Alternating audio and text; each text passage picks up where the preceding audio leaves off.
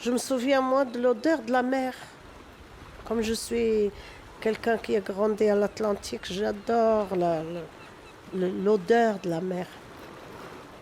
Et surtout quand on traverse soit le soir tard, la nuit ça sent beaucoup, soit le matin tôt, avec le vent et aussi le bruit du bateau, le bruit des vagues.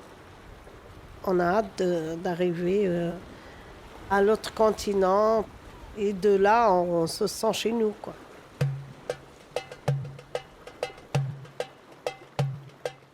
La route du Bled, un documentaire de Halima El Khattabi.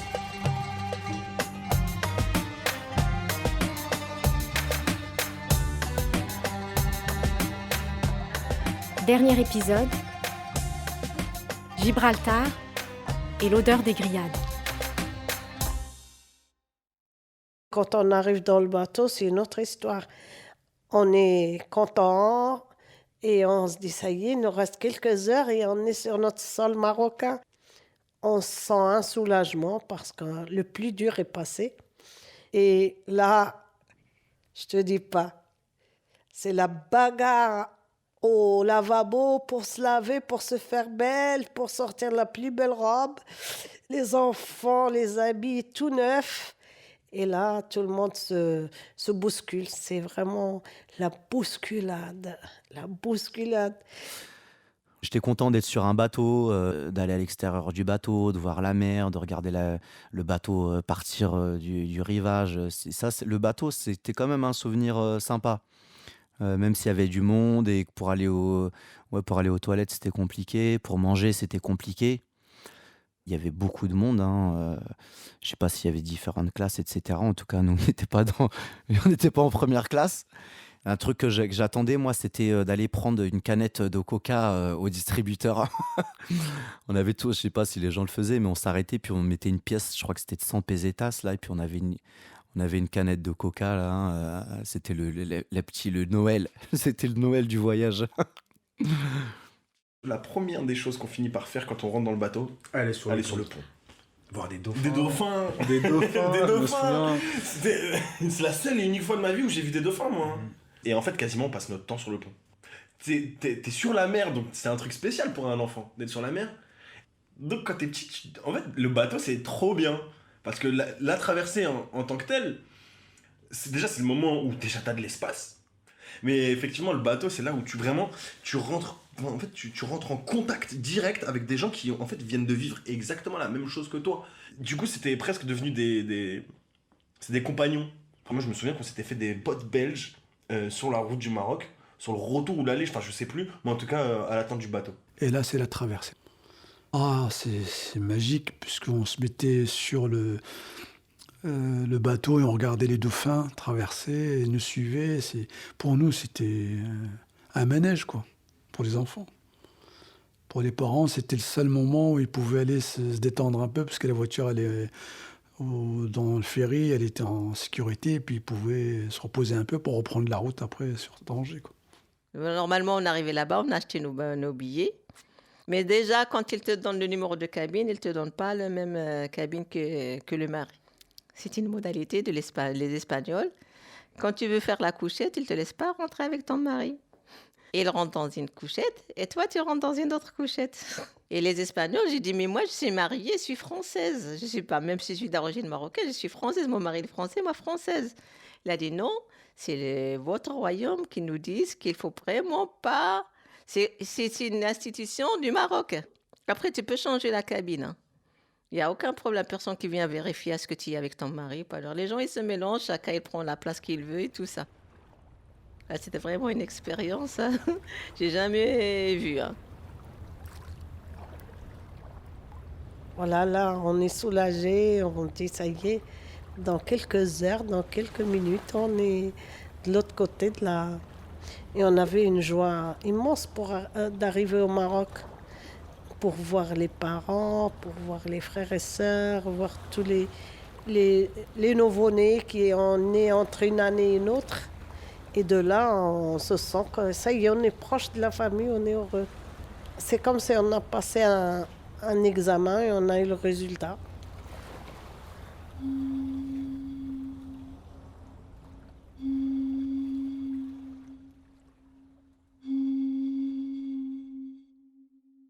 quand t'arrives au Maroc, en fait, tu vois en grand, écrit comme Hollywood, tu vois, sur la colline, Dieu, la patrie et le roi.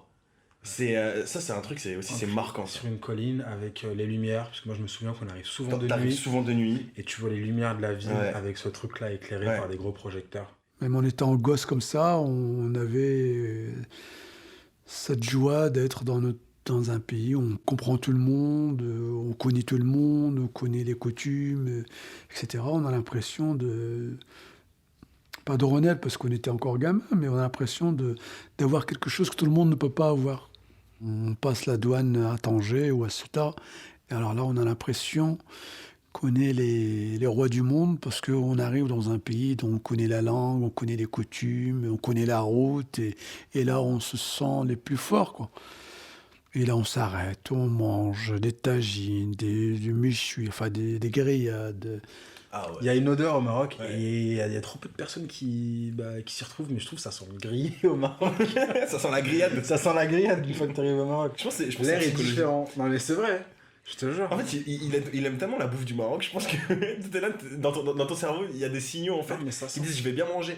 Et ça se transforme en sensation Parce que tu sens olfactive. aussi, tu vois, t'arrives au Maroc, c'est le chaos. Genre même le flic, il est chill. S'il peut être en claquette, il sera en claquette. Tu vois. Non mais c'est vrai, il est chill et il fait son taf comme il peut, tu vois. Ouais, c'est vrai. Il est là, clope au bec, il fait passer les voitures. Ça fait un contraste entre les mecs qui travaillent au port à Algeciras, qui font des grands gestes, qui sont impliqués, qui sont transpirants et tout, et les mecs au Maroc, avec des petits mouvements de main. Allez, vas-y, passe. Vraiment, c'est à peine s'ils bougent l'avant-bras, quoi.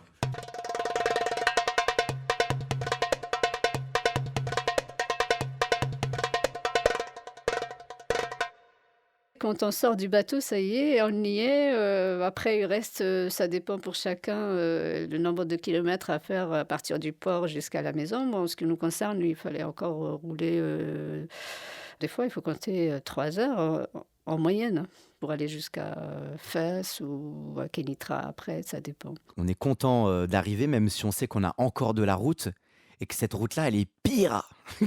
Même si c'est moins que nous, on avait la chance d'aller à Casablanca. Donc, mais c'était encore une route qu'on appréhendait. Il n'y avait pas d'autoroute. Hein. L'autoroute, ça fait pas. Bon, aussi, ça fait quand même quelques années. Mais nous, on était on était dans le sud du Maroc, plus loin qu'Ouarzazate. Et on passait par la montagne. C'est la route de Tishka, hein, ça s'appelle comme ça. Mais on voyait les accidents. Alors, c'est des accidents d'une autre dimension. Mais à l'époque, moi, j'avais peur qu'on tombe de la montagne. Là, s'il y avait un accident, c'était fini.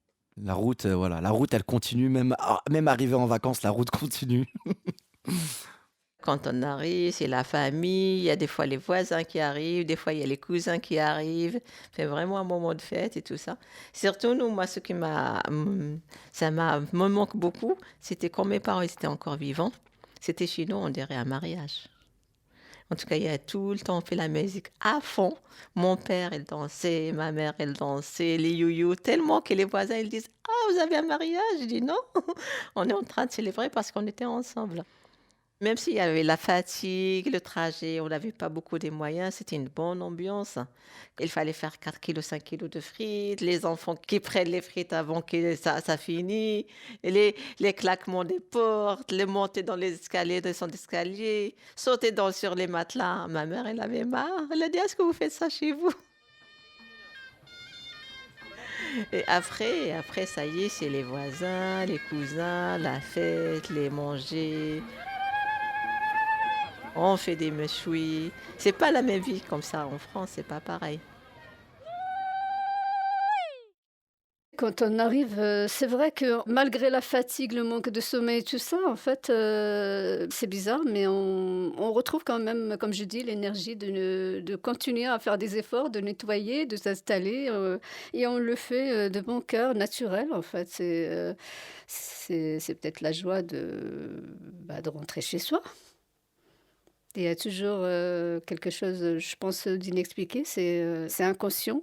Mais quand tu reviens chez toi, et le chez toi, ça peut être ta maison, juste parce que tu reviens à tes origines, parce que tu as un passé dans ce pays, parce que c'est ta famille, parce que plein de choses. On va à Marrakech, on est là, on bouge, on retourne à Casablanca. Et quelquefois, on va chez la famille à Taliwin. Donc, notre voyage ne s'arrête pas.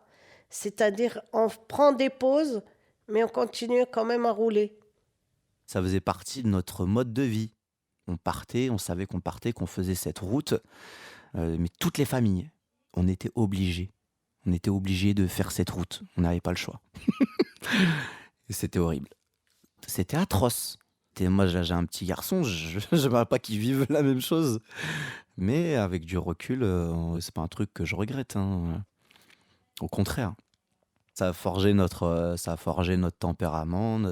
Ça fait partie de notre histoire et de notre développement. C'est vraiment un truc, nous, qui nous a marqué, hein, avec du recul.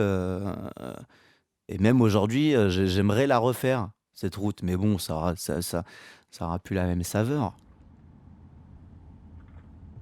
Et je pense que c'était culturellement aussi, je sais pas, c'est un besoin de passer par la route forcément, et comme avant, je sais pas si c'était lié aux anciennes routes de caravane, mais ils avaient je sais pas, ce besoin de prendre la route forcément. Et enfin, en fait, c'est notre histoire, notre identité, et ces voyages, voilà, ça nous rappelle qu'à chaque fois, on a envie de retourner vers le Maroc, d'y aller. Et maintenant, c'est quasiment un truc habituel, en fait. Ils avaient instauré cette espèce d'habitude de toujours revenir l'été, de faire ce voyage-là et tout. Et une fois qu'on grandit, au début, on est là, on veut aller dans d'autres pays, d'autres villes, d'autres capitales, machin. Mais finalement, on revient toujours à se dire, j'ai envie d'aller au Maroc.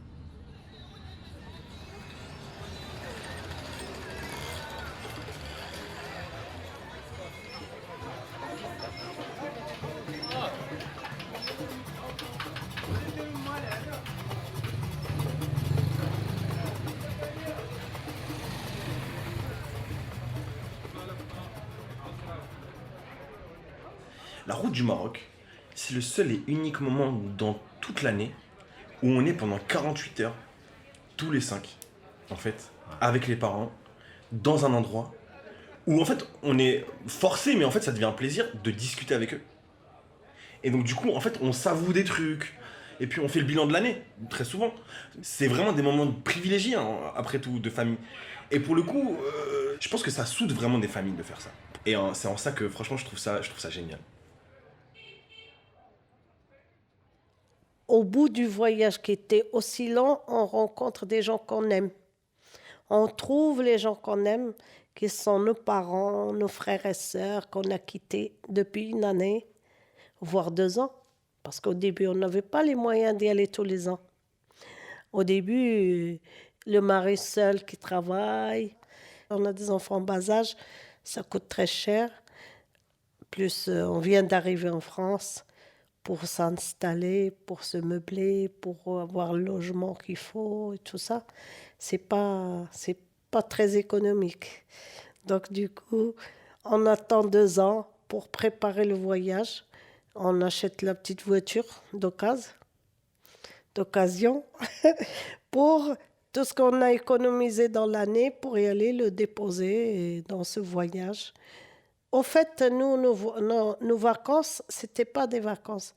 C'était une visite à la famille et au pays. On va faire une visite à nos parents et voir les frères et sœurs et tout ça. La tournée. Et après, au bout d'1 mois, on fait le tour, on rentre. Et rebelote, on repart pour une année de travail.